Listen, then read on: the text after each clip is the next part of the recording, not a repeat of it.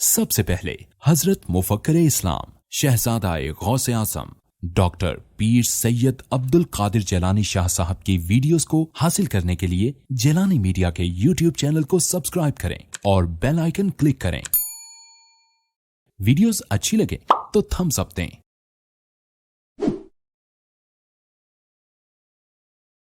عقیدہ صحیحہ کا دوسرا نام ایمان ہے، ایمان کا دوسرا نام عقیدہ صحیحہ ہے، اور عقیدہ صحیحہ کے اندر جو بنیادی بات ملتی ہے لا یؤمن احدکم حتی اکون احب الیہ من والدہ وولدہ والناس اجمعین۔ حضرت انس رضی اللہ عنہ حدیث کے راوی ہیں، اور کتب سیاہ کی حدیث ہے، فرمایا تم میں سے کوئی مومن نہیں ہو سکتا جب تک کہ میری محبت ساری محبتوں پر غالب نہ ہو جائے۔ ساری محبتوں کا ترجمہ کس لیے کیا ہے؟ من والدہ، اصول جن سے وہ پیدا ہو، من ولدہ جو اس سے پیدا ہوئے، فرو، اصول اور فرو، جڑاں شاخاں، مولانا نیچے کے ایک ترازو ہے۔ تعریف کا کام کیا ہوتا ہے؟ ایک تو اپنے معرف کو پہچاننے میں مددگار ہوتا ہے، دوسرا غیر کو داخل ہونے سے مانع ہوتا ہے، اسی کا نام ہے تعریف مانع۔ اپنے افراد سبھی کو گھیر لے، غیر کو بیچ میں داخل نہ ہونے دے۔ یہاں ایک جو فصل ہے وہ کیا ہے؟ محبت۔ اب ایک کہتا ہے مجھے محبت ہے، دوسرا کہتا ہے مجھے محبت ہے۔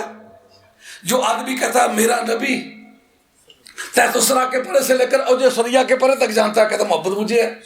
دوسرا کہتا ہے سرکار کو دیوار کے پیچھے کا پتہ نہیں، محبت مجھے ہے۔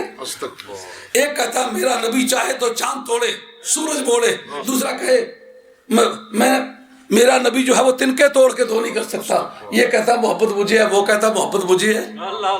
ایک ہے وہ کہتا ہے میرا نبی تو جس جگہ تشریف فرما ہو زوال کے نام کی کوئی چیز اس کے گلی سے نہیں گزر سکتی، اور دوسرا کہے جناب نبی تو مٹی میں مل کے مٹی ہو گیا ہے۔ ایک کہتا ہے محبت مجھے ہے، دوسرا کہتا ہے محبت مجھے ہے۔ ایک کہتا ہے میرا نبی تو قیامت کے میدان میں جسے چاہے جیسے چاہے بخشوائے، دوسرا کہتا ہے نبی تو نہ اپنا کچھ کر سکتا نہ بگانا کچھ کر سکتا۔ ایک کہتا ہے محبت مجھے ہے، دوسرا کہتا ہے محبت مجھے ہے۔ اچھا انہوں فیصلہ کریں گے۔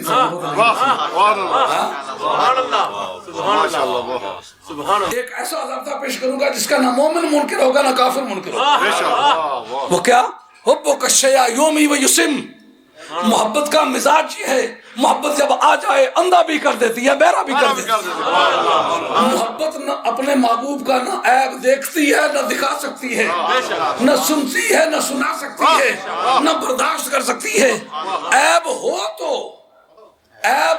تو بھی کسی کو کسی میترانی سے لگاؤ تھا، وہ دیکھا کس شان سے آتا ہے محبوب ہمارا، سر پہ فلک، کوئی نہ گندگی ہے نہ ٹوکرا نہ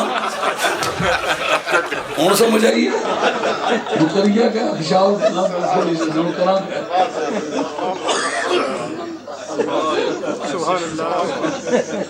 کس شان سے آتا ہے محبوب ہمارا، سر پہ فلک ہے اور ہاتھ میں دم داس کو چالو ہے۔ محبت کا مزاج ہے، محبوب میں فی الواقعہ عیب ہو تو عیب نظر نہیں آتا۔ ایک ماں ہے جس کا بیٹا کانا ہے، سر سے پاؤں تک اس سے بات کراؤ کرے گی، کہ میرے بیٹے کا کہتے سے چلتا وہ سر میں ہے، گردن مرغابی کی طرح گردن ابری ہوئی ہے، بال گھنگری آ گئی جیسا سانپ لٹک رہے ہوں، چلتا ہے ایسا وہ چکور کی چال چلتا ہے، بات کرتے پھول چڑھتے ہیں، اس کی ادائیں دیکھو تو خدا یاد آتا ہے، بڑا حسین، پوچھے کوئی اس کہانی آنکھ کا ذکر کیوں نہیں کر دیا؟ سچ مجھ پتا اس کو ہے کہ کہانی ہے، گلے پڑ جائے گی، تم کون ہوتی ہے جو میرے بیٹے کے کانے ہونے کا ذکر کرتے؟ اب محبت کی سچائی کا دار و مدار عیب کے دیکھنے اور نہ دیکھنے پر ہے۔ اگر عیب ہو بھی تو نظر آئے تو محبت میں جھوٹا ہے۔ اگر کوئی کہے نبی کو دیوار کے پیچھے کا پتہ نہیں، کسی مولوی صاحب کو یہ کہہ کے دیکھو پر پتہ چل جائے گا یہ لفظ مدحیہ جملہ ہے یا مذمت کا جملہ ہے۔ کسی مولوی صاحب کو کہا مولوی صاحب آپ کو کیا پتا دنیا میں کیا ہو رہا ہے، آپ کو تو دیوار کے پیچھے کا پتہ نہیں، مولوی صاحب گلے پڑ جائیں گے۔ معلوم ہوا کہ مولوی صاحب کے لیے بھی یہاں تک کا جملہ ہے، اگر سرکار سے اس کو محبت ہوتی تو یہ جملہ بولتا، کہتا کوئی کچھ نہیں کر سکتا۔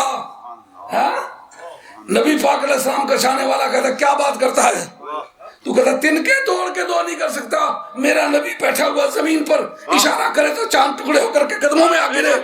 میرے نبی کی بات کرتا ہے، کسی اور کی بات کر۔ عیب ہو تو بھی نظر نہیں آتا، تو ہو ہی بے عیب۔ حضرت حسان بن ثابت کہتے ہیں ما ام مدحت محمدا بمقالتی، ما ام مدحت محمدا بمقالتی ولکن مدحت مقالتی بمحمدی۔ میں نے سرکار کی تعریف کر کے کچھ سرکار کی تعریفات میں اضافہ نہیں کیا، بے عیب شخصیت ہے۔ خلقت مبرأ من کل عیب۔ ہائے ہائے مولانا، یہ بات صدیق اکبر نے کیوں نہیں کہی؟ کہ میں موقع کا گواہ نہیں ہوں۔ فاروق اعظم یہ چھوٹے ہیں، بعد میں پیدا ہوئے ہیں۔ حضرت حسان نے کہا خلقت مبرأ من کل عیب، آپ کو ہر عیب سے اللہ نے پاک کر کے پیدا کیا ہے۔ یہ بات حضرت حسان نے کیوں کہی ہے؟ کہتے ہیں میں اس موقع پر موجود تھا جب ایک یہودی آیا، اس نے پوچھا کہ اس طرح کا کوئی بچہ خاندان بنو ہاشم میں پیدا ہوا؟ ان کا جی پیدا ہوا۔ ان کا لاؤ۔ کہتے ہیں جب سرکار کی مور نبوت دیکھ کے بے ہوش ہو کر کے دھڑام سے وہ جا کے لگا، اس وقت میں موقع پر موجود تھا، اس لیے وہ میلاد کا ذکر پڑے بربلات اور بدونا۔ سمجھ آ گئی یہ بات؟ کہتے ہیں خلقت مبرأ من کل عیب کأنک قد خلقت کما تشاء۔ تجھے اللہ تعالیٰ نے ہر عیب سے پاک پیدا کیا، ایسا لگتا ہے کہ تجھے تیری مرضی کے مطابق۔ وَالَّذِي يُصَوِّرُكُمْ فِي الْأَرْحَامِ كَيْفَ يَشَاءُ۔ اور کئی بزرگوں کو ہم نے یہ کہتے تھا کہ باقی کو لوگوں نے اپنی مرضی کے مطابق رب نے پیدا کیا، اور سرکار کو سرکار سے پوچھ کے پیدا کیا۔ یہ طریقہ غلط ہے۔ گویا کا لفظ خلاف واقعہ کے لیے ہوتا ہے، تشبیہ کے لیے ہوتا ہے۔ اس کا چہرہ گویا کے چاند ہے، مطلب اصل چاند نہیں ہے۔ یہ سمجھ آئی بات؟ کأنہ کے ساتھ تشبیہ آتی ہے جناب، واقعہ نہیں آتا۔ گویا کہ آپ کو آپ کی مرضی کے مطابق بنائے۔ اس جگہ یہ سوال ہوتا ہے کہ اگر یہ کلمہ کفریہ ہوتا تو گویا کہ کہنا بھی معنی ہی ہوتا نا۔